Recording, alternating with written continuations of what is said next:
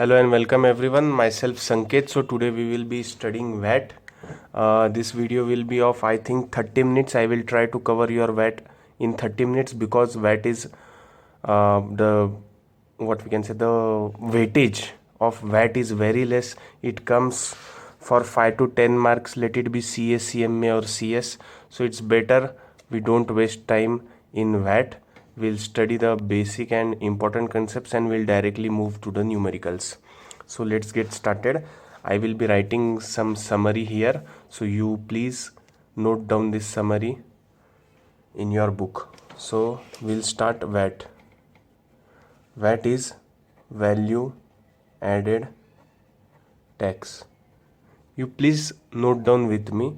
I am going to write important topics and important concepts of VAT. So its entry number is 54 of list 11. So this can come in exam entry number. So VAT की entry number है 54. Intrastate sale is liable for VAT. Intrastate यानी state के अंदर ही cell. Like Maharashtra में है तो मुंबई भी महाराष्ट्र में है, औरंगाबाद भी महाराष्ट्र में है. सो VAT will be liable if the sale is within the same state and in two different cities. एक स्टेट है महाराष्ट्र, उसी के अंदर दो सिटीज़ है मुंबई और औरंगाबाद. अगर मुंबई वाला औरंगाबाद वाले को सेल करता है या वाइस वर्सा तो VAT will be liable, VAT will be chargeable. अगर दो स्टेट के बीच में होता है like Maharashtra and Gujarat, so it is inter state sale, so VAT will not be applicable. ये दो में बहुत कन्फ्यूजन रहता है. इंट्रा स्टेट क्या होता है और इंटर स्टेट क्या होता है. तो इंट्रा स्टेट मीन्स एक ही स्टेट के अंदर आप सेल कर रहे हो. लाइक मुंबई और औरंगाबाद दो सिटी है, एक ही स्टेट के अंदर है, so you are selling it, so it is chargeable to VAT. 1 second. So this is it. VAT के अंदर एंट्री 54 है. इंट्रा स्टेट पे VAT लगता है. इंट्रा स्टेट यानी with in the state. Okay, Maharashtra का मैंने एग्जांपल दे दिया है क्योंकि ये एक इंपॉर्टेंट कंसेप्ट है फ्रेंड्स. VAT कब लगता है, सो इट इज़ वेरी इंपॉर्टेंट. अगर ये समझ में आ गया तो बेसिक आपको समझ जाएगा कि इंट्रा स्टेट क्या है, इंटर स्टेट क्या है. इंटर स्टेट पे CST लगता है. सो वो ये दो में बहुत कन्फ्यूजन रहता है. The sale is intra state, inter state, so what is it. So I have told you. Now afterwards there are VAT variants. VAT variant. Spelling पे मत जाओ, स्पेलिंग गलत हो सकती है एक या ये, आप कंसेप्ट समझो. सो VAT वेरिएंट. VAT के वेरिएंट्स तीन प्रकार के होते हैं. एक होता है, मैं इंग्लिश में ही वीडियो करता हूँ because some students do not understand Hindi.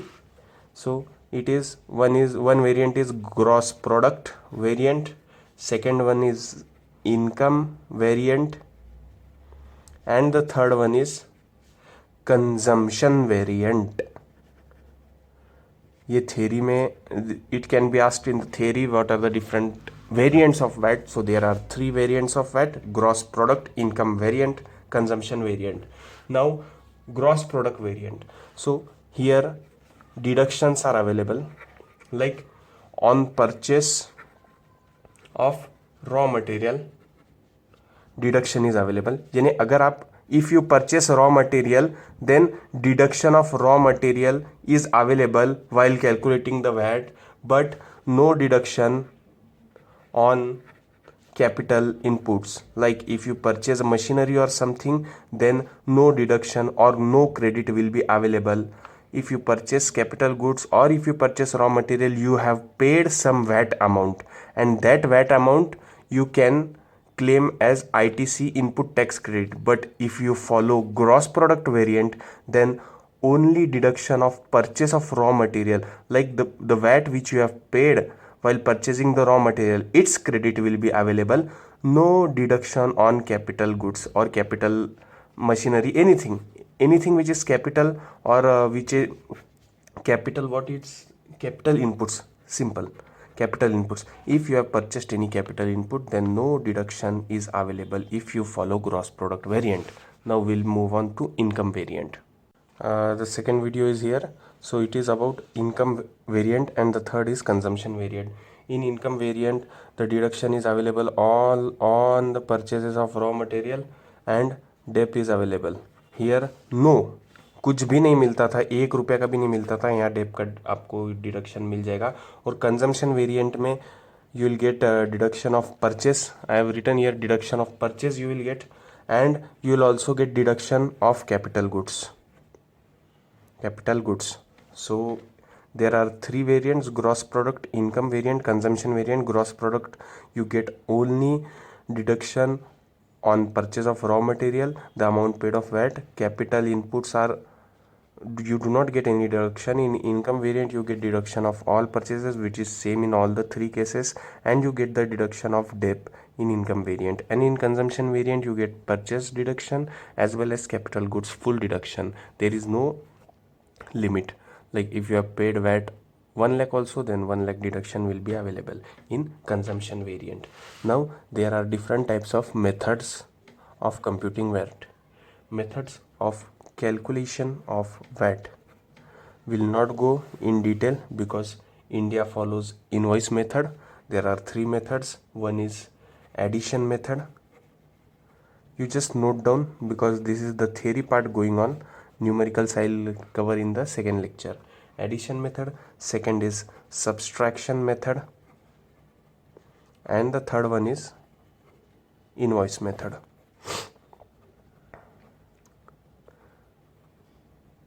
These are the different methods of calculating VAT. India follows invoice method. There is a subtraction method and there is addition method also. These two, in the exam point of view or through the exam point of view, these 2 methods are not generally asked, and for 5 to 10 marks we cannot do all the 3 methods because VAT is lengthy. We have to cover numericals also. So you just note down this full summary for a theoretical purpose. There are 3 methods. Now merits of VAT. The question may be asked, what are the merits of VAT? So there are a few merits of VAT. That is, it reduces tax evasion. You please note down with me, friends. You do not waste time first listening and then secondly noting. The second is there is transparency.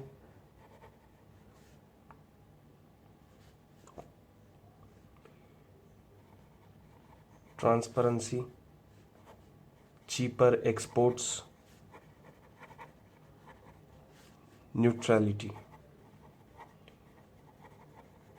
So these are the merits, friends. You can learn it. It reduces tax evasion. There is increased transparency, cheaper exports are cheaper, and then it's neutrality. Now there are some demerits also of VAT, like increased compliance cost. This is first demerit. Second demerit is increased working capital requirement. The third is tax evasion can be done through issuing the bogus invoices. Like the sale is not made, but you issue a bogus invoice and you charge VAT and you can take credit. So it is a demerit. And regressive tax. This is the main and the worst thing in tax. VAT, regressive tax.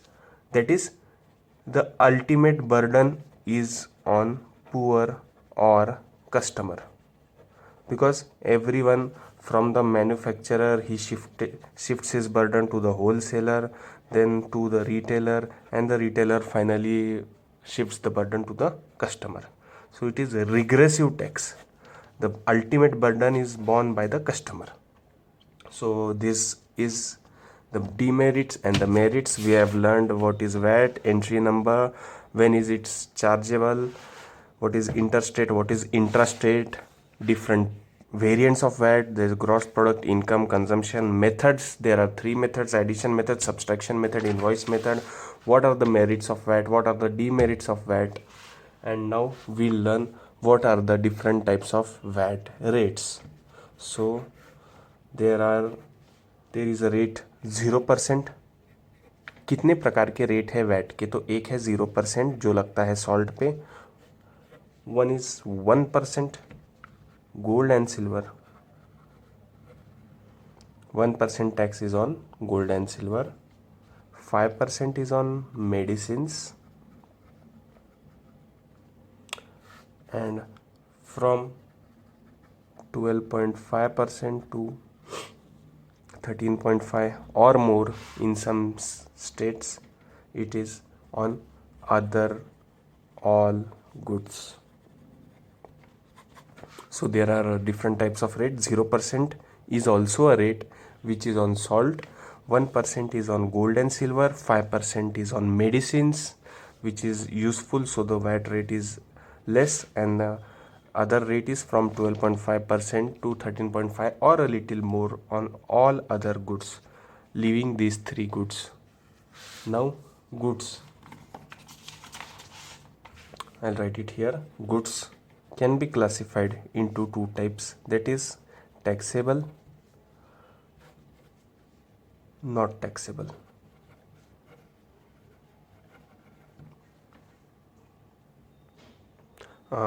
There are two types of goods, and it is very important, so I am giving it a star. So goods are of two types. In exam question can come, so please listen it carefully. Goods are of two types, that is taxable, not taxable. Not taxable goods are exempt, they are not chargeable only. In taxable there are two, again it's bifurcated into two, that is vatable, non-vatable. In vatable goods, that is taxable में vatable, it is input credit allowed. Input credit, what is input credit? I have told you here. When we purchase, we pay tax on raw material, and that tax which is paid can be used as input tax credit. So here in vatable, input credit is allowed, and non-vatable input credit is not allowed. I repeat, goods are of two types, taxable, not taxable. Non-taxable are completely exempt, no VAT is chargeable. In taxable there are two, that is vatable, non-vatable. In vatable, input tax credit is available. In non-vatable, input tax credit is not available. I hope I am clear. Now again there is a composition scheme. In every tax, or we can say in every act, there is a composition scheme. In GST also composition scheme is there for traders or for there are three, but I'll tell you in later about GST. So in every act composition scheme is available, which helps small traders,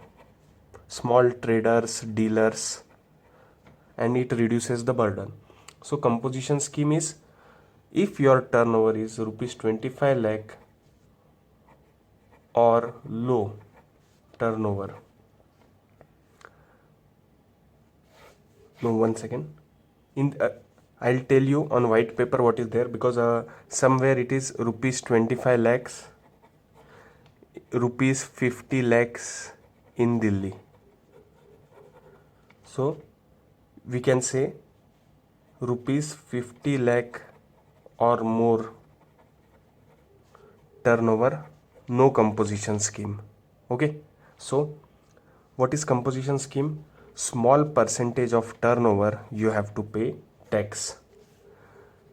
ITC, that is input tax credit, is not available. He cannot take input tax credit, and also he cannot pass input tax credit. This is it for composition scheme. So you have to just, we are doing theory, it is for 5 to 10 marks, so don't go in deep. There is, what is composition scheme? It is for small traders having turnover below 50 lakhs. If you have more than 50 lakhs turnover, then there is no composition scheme available to you. If you have a turnover below 50 lakhs, then composition scheme is available. Small percentage of turnover, you have to pay tax. Input tax credit cannot be availed and cannot be passed on. This is it for composition scheme. There is registration now. VAT registration. It is of two types: compulsory, voluntary. Voluntary is very simple. If the SAC wants to get registered, he can opt for voluntary registration. Compulsory registration, if the turnover crosses rupees 5 lakhs, then he has to get compulsorily registered under VAT. Or if the commissioner, in some cases, if the commissioner tells the SAC to get registered, then he has to get registered. This is compulsory registration and voluntary registration. Now, in some cases, registration can be cancelled. So, what are the various circumstances under which the registration can be cancelled? So, if dealer is insolvent, or if he becomes insolvent, then registration is cancelled. If he sells entire business, then also registration is cancelled. If he discontinues business, then also registration is cancelled.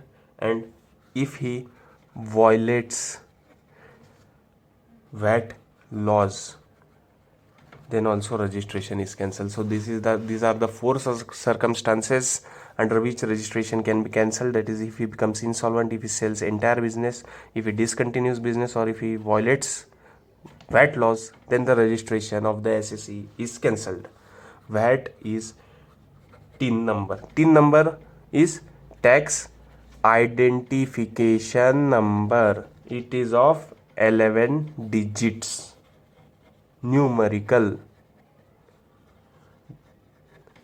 TIN number is 11 digit numerical. In a objective question, it is asked 11 digit alpha numerical or something, so it is very clear. TIN number is 11 digit numerical code.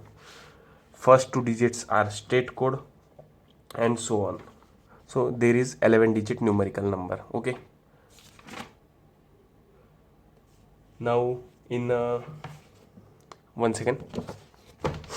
Now in subtraction method of VAT, we have learned three methods. What are they? Addition method. Yes, tell.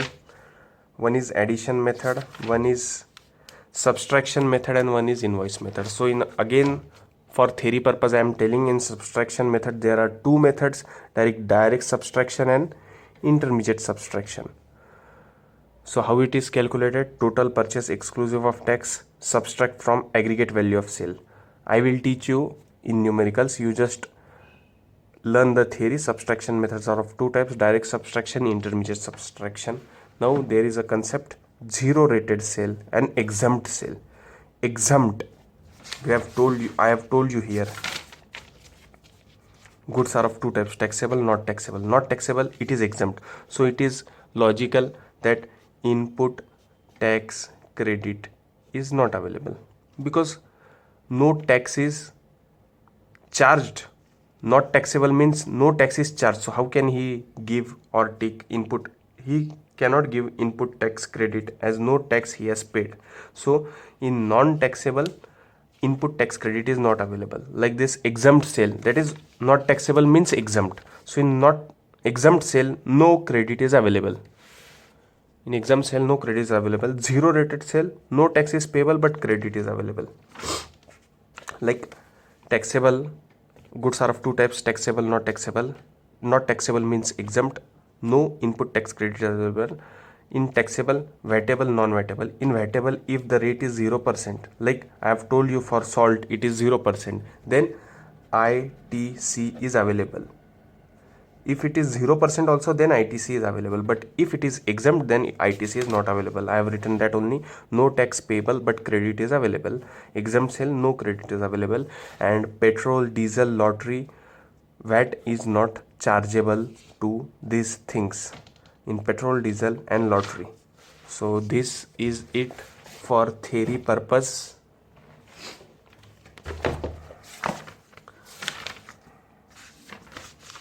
I have covered, I think, much of the important things. If something is left, you read the module provided by the institute.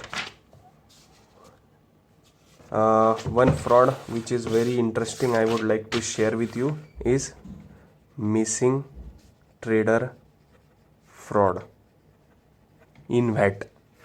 It can be asked for exam. So what is missing trader fraud? The trader or the SAC uses fake or someone's VAT number. He sells goods in the state using VAT, or we can say TIN number. He collects all the amount of VAT and he then doesn't pay to the government and disappears. This is missing trader fraud. In Hindi we can tell missing trader fraud means वो SSC है, उसने किसी का fake या VAT number या tin number जो भी है वो कैसे तो भी करके चुरा लिया है, या he has taken it and he sells the goods in the city and he collects the VAT amount from the customers and then he disappears. He does not pay the VAT amount which is collected. So this is known as missing trader fraud.